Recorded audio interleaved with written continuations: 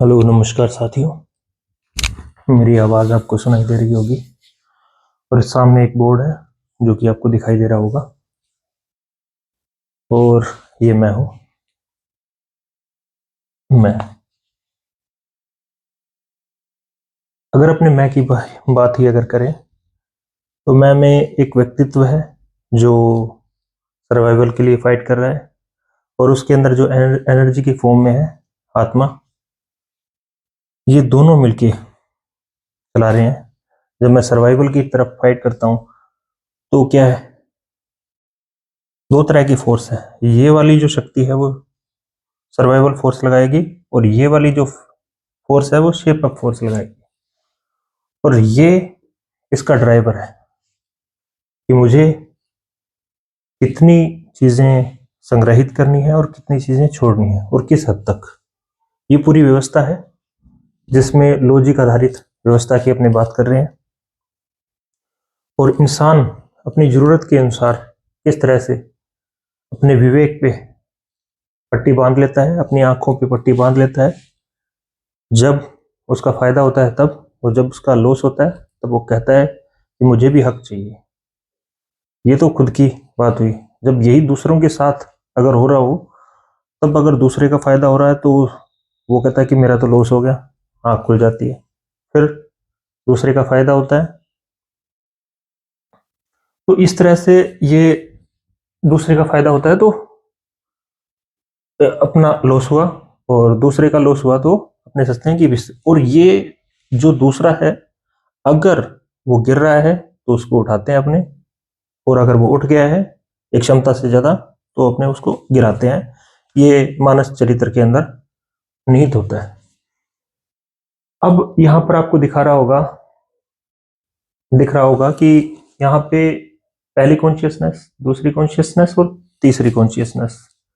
यहाँ पे अगर कोई व्यक्ति अपनी क्षमता से ज्यादा, अपनी औकात से ज्यादा अगर आगे बढ़ जाता है और चीजों को ग्रहण करने की कोशिश करता है, हथियाने की कोशिश करता है, तो अपने को कौन सा इंसान अच्छा लगेगा? जो अपनी लिमिट में हो, अपनी औकात में हो, तो वो सज्जन इंसान अपने को लगाए लगता है। लेकिन जब वो फाइट करता है और चीज़ों को ज़्यादा से ज़्यादा संग्रहित करने की कोशिश करता है, तो वो अगर खुद से ही फाइट कर रहा है तो ये कंडीशन बनती है।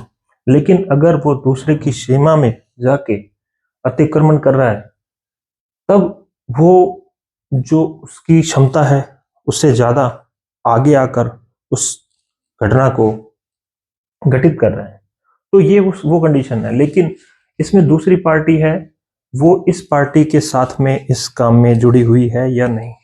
अगर वो जुड़ी हुई है तब तो ओके है। लेकिन तीसरी पार्टी के संबंध में अगर ये देखा जाए, तीसरी कॉन्शियसनेस है उसके संबंध में अगर ये देखा जाए, तो जो पहला है वो दूसरे के साथ में, दूसरे की सीमा में जाके, ये जैसे रिश्ता है, आप दूसरे की सीमा में, दूसरे के पर्सनल स्पेस में एंटर कर रहे हो, वो केस है।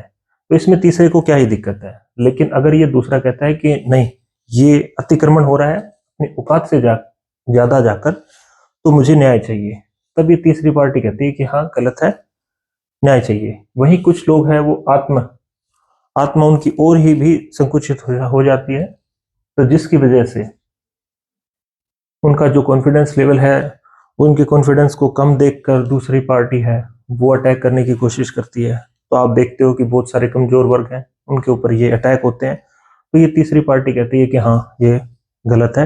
लेकिन ये करती क्या है, जब इसका फायदा हो, अगर ये इसके गुट का है या इसको कोई लेना देना नहीं है, न्यूट्रल रहने की कंडीशन में वो कोशिश करेगा कि हाँ मेरा लॉस ना हो जाए, क्योंकि क्या पता ये पार्टी इसका नुकसान कर दे। फिर तीसरी कंडीशन है कि जिसके अंदर ये तीनों एक दूसरे की सीमा में अतिक्रमण किए जा रहे हैं। अब कौन सा किसको सहयोग कर रहा है और कौन सा किसका विरोधी है, तो उसके आधार पे ये चीजें जस्टिस डिमांड के साथ में आती है या फिर एक अच्छा हार्मनी के साथ में ये चीजें बनती है। जैसे पारस्परिक तौर पे रह रहे हैं, सभी अपनी औकात में हैं, तब ये वेल डेवलप्ड सिस्टम बन जाता है। लेकिन वहीं अगर ये औकात से ज्यादा जाकर ये हो रहा है, तो वहां पर जिस भी पार्टी की सीमा में जरूरत से ज्यादा अतिक्रमण हो चुका है, जिसके संसाधनों और सर्वाइवल फोर्स के ऊपर अटैक हो रहा है, वो जस्टिस की डिमांड करती है। यहाँ पर आपको दिख रहा होगा कि जो व्यूवर है और वो अपनी थाली, फिर उस घर, फिर रिश्तेदार, परिवार, जब ये उठता है तो ये नियर बाय जो फोर्स है वो उसको कंट्रोल करने की कोशिश करती है। लेकिन हम ये भी देखते हैं कि जब कुछ अच्छा करने की कोई कोशिश करते हैं तो वो एक जेलस की भी फीलिंग होती है, तो वो भी उसको लिमिट करने की कोशिश करती है। दूसरी तरफ जब अपने देखते हैं कि हाँ इसका विकास होना चाहिए, अगर वो कुछ अच्छा कर रहे हैं तो अपने कहते हैं कि ठीक है। तो एक फीलिंग तो जो नेचुरल फोर्स की है वो ये है कि उसको कंट्रोल करना, उसको लिमिट में पुश करना। लिमिट में कौन पुश करता है? नियर बाय वाला पुश करता है, या फिर अगर उसको उठाता भी है तो भी सबसे ज्यादा उसका नजदीक वाला ही उसको उठाएगा। तो ये जो नेचुरल फोर्सेस है उसमें वैसे तो ये सब चीजें चल रही है, जस्टिस की डिमांड जब तक नहीं की जा रही तब तक वो जस्टिस वहां पर कोई थर्ड पार्टी उसको प्रोवाइड कराए वो जस्टिफाइड नहीं है।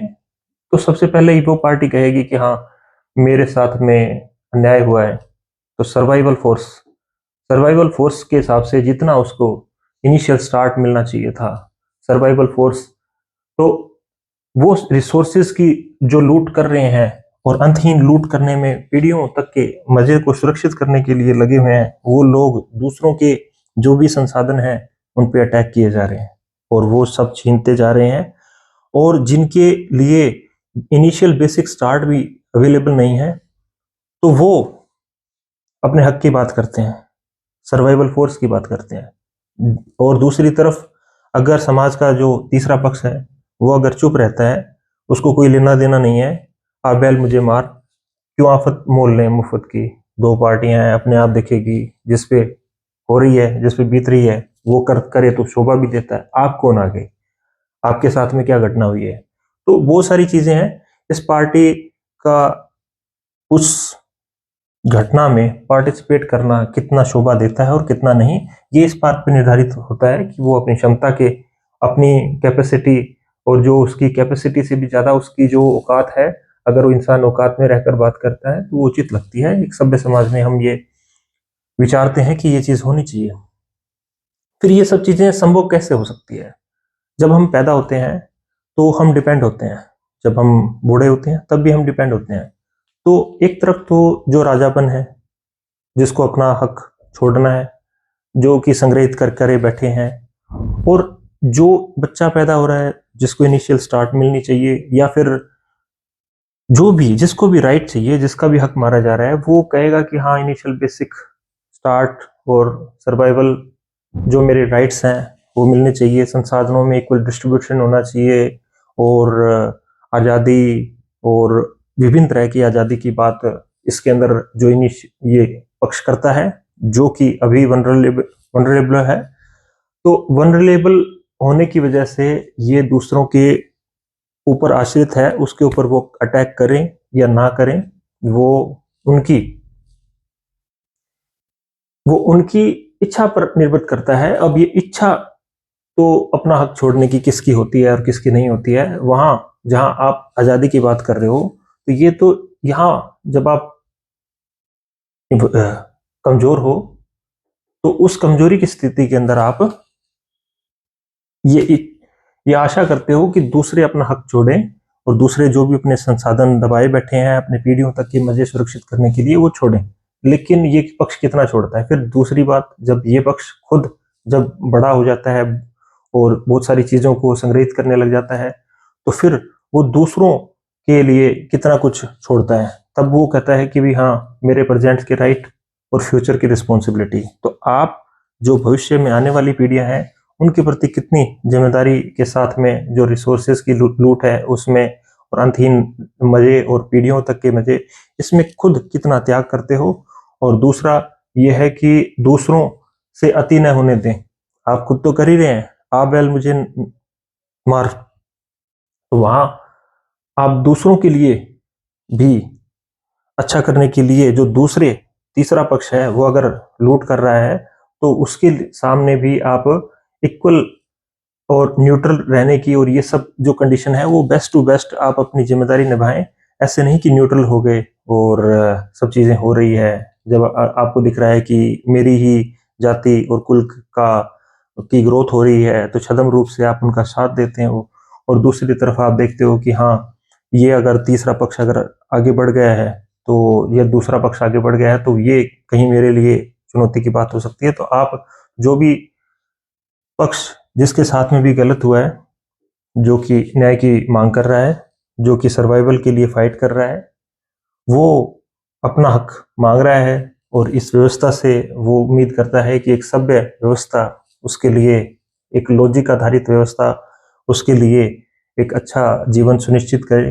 तो हार्मनी के साथ में रहने की बात अपने इस तंत्र में की गई है और इसमें बहुत सारी चीजें हैं जो कि आपके सामने दिख रही होगी। इसमें मुख्य बात यह है कि जब हम आज़ादी की बात करते हैं तो आज़ादी एक सभ्य रूप में ही शोभा देती है।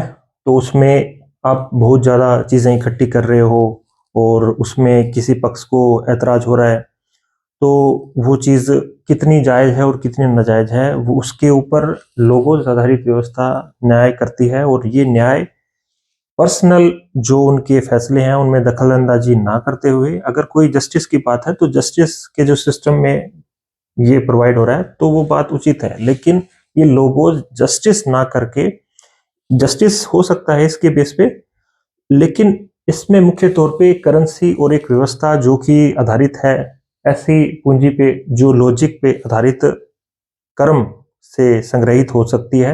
अगर वो लॉजिक पे आधारित नहीं है या मैनिपुलेशन पे है या दोगलेपन के अंदर वो चीज आ रही है तो उसका लोगोस है, उसकी क्रेडिबिलिटी है, जैसे ही घटती है तो लोगोस जितने इकट्ठे कर रखे हैं उनके जो फैक्टर हैं वो उसको उसकी संख्या को रिड्यूस कर सकते हैं। वहीं किसी ने अच्छा काम किया है तो वहीं अगर वो रिलेटिवली सभी के पक्ष में है और सभी उसको क्रेडिबिलिटी फैक्टर के बढ़ाने के पक्ष में है तो उसकी संपत्ति बढ़ जाएगी। तो इस तरह से ये लॉजिक आधारित व्यवस्था है वो जो आज की जितनी भी अव्यवस्थाएं हैं उनको सुचारू रूप से चलाने के लिए कार्यरत हो सकती है। लेकिन इसमें अगली जो परेशानी वाली बात है कि जब हम जेलस होते हैं या हमें इतनी समझ नहीं होती है, जब हमारे बड़े हैं वो कहते हैं कि भाई हम आपके लिए बेहतर भविष्य की कल्पना कर रहे हैं, आप आलस को त्यागो या अपनी सुविधाओं को छोड़ो या ऐसे करो तो अच्छी चीजें हैं। जो भविष्य है वो आज की परेशानी के साथ में अच्छा भविष्य जुड़ता है, आज की मेहनत है वो कल का अच्छा भविष्य बनाती है। तो अच्छे फैसले हैं वो कठिन कठिन रास्ता तय करते हैं और कठिन रास्ता व्यक्ति अपने मत से करेगा ये संभव नहीं है। फिर दूसरी बात है कि जो पक्ष है वो अगर दूसरा पक्ष अगर ज्यादा उठता हुआ दिख रहा है तो उसमें वो उसको दबाने की कोशिश करता है कहीं ना कहीं कि हाँ ये भी दबा हुआ रह जाए। जैसे एक सोशलिस्टिक समाज के अंदर कोई भी अगर ऊपर उठता है तो वो उसके सिस्टम को दबाने की पूरी साजिश रहती है और पार्टी और मैनिपुलेशंस वहां पर भी कहीं ना कहीं रहती है। तो उस चीज को अपने इस लोगोज आधारित व्यवस्था के अंदर कैसे स्पेस दे सकते हैं। जैसे आज के एग्जाम्पल बहुत बहुत बहुत बड़े बड़े उद्योगपति जो बहुत अच्छा कर रहे हैं सामाजिक व्यवस्था और टेक्नोलॉजिकल रिवॉल्यूशन के अंदर, आज हम इन चीज़ों की बात कर रहे हैं वो संभव कहीं ना कहीं उनकी बदौलत ही हो पाती है। तो हम उनको ये नहीं कह सकते कि हाँ ऐसी कोई व्यवस्था स्थापित ही ना हो, समाज के अंदर कुछ अमीर होने चाहिए, ये एक मत है। तो उस मत वाली बात में हम ये जो अति